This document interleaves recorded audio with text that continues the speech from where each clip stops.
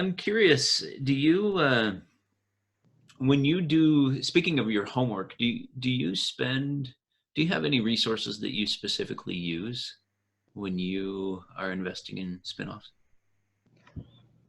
Um, I subscribe to two services that are specialized in spinoffs. I Mhm. use them for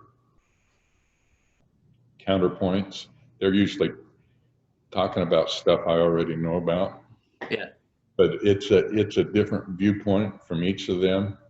You interviewed one. I talked to Rich, and there's another one that's pretty high priced, but he's pretty factual, and he doesn't make recommendations, but he makes lays out saves me a lot of work checking out the industry and that type of stuff because he's done the homework there and got the numbers together and the graphs or whatever, how he's presenting it, and so that saves me a lot of time.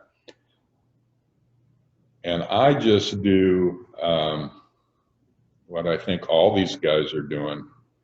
I don't think there's any big secret.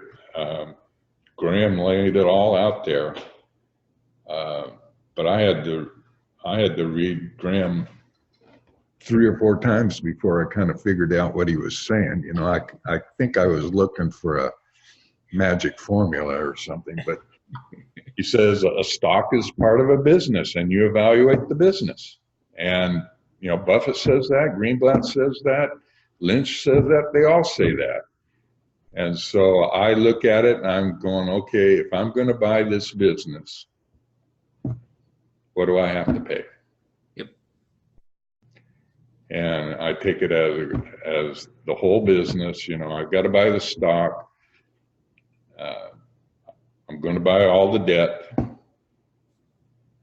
This I'll pretend, of course. I look at the pension. Do I have, you know, is that a problem? What other liabilities do I have to pick up?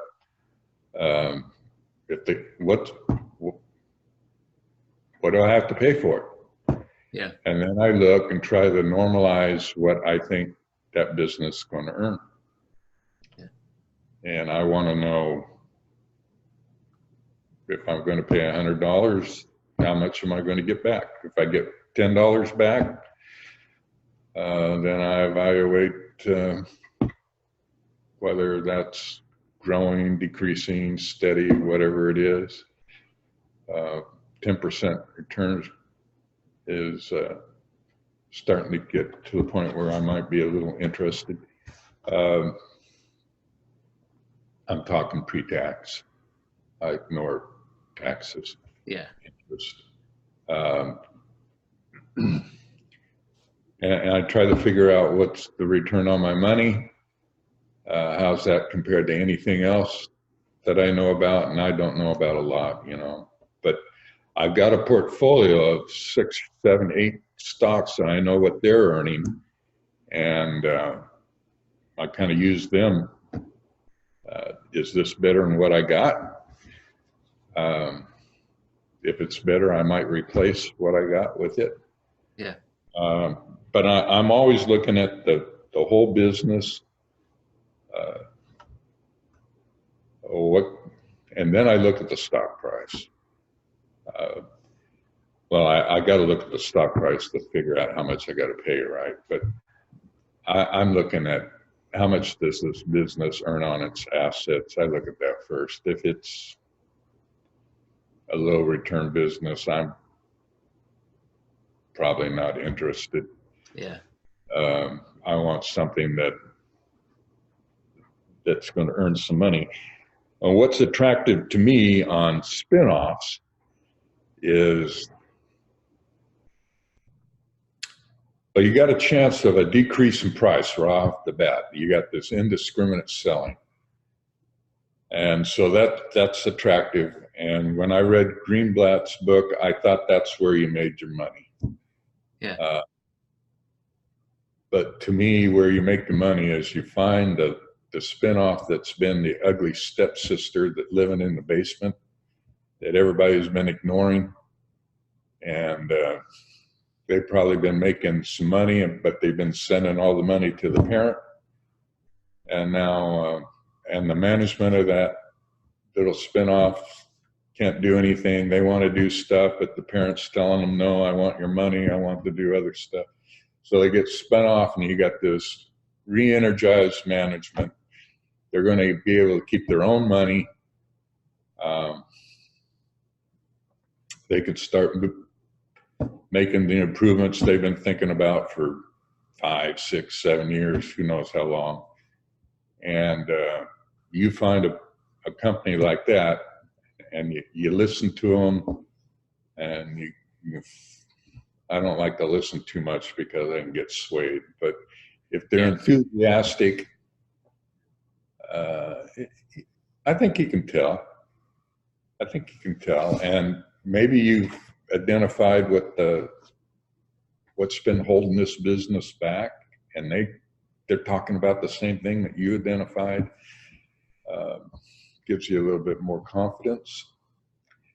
And so I think the money, you might make 10, 15, 20% on that initial drop, but to make 100% on the stock, it's what happens afterwards, what that management does with the business after they get a hold of it. Yeah. That was my experience with HP.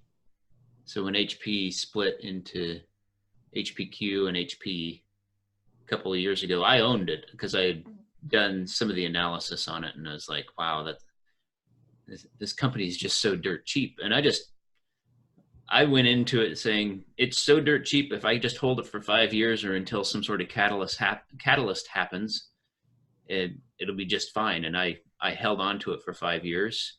And at the end of the 5 years, I was like, wow, this is up 300% from what I bought it. I couldn't believe it, And yeah, that was my first experience with spinoffs, particularly, specifically.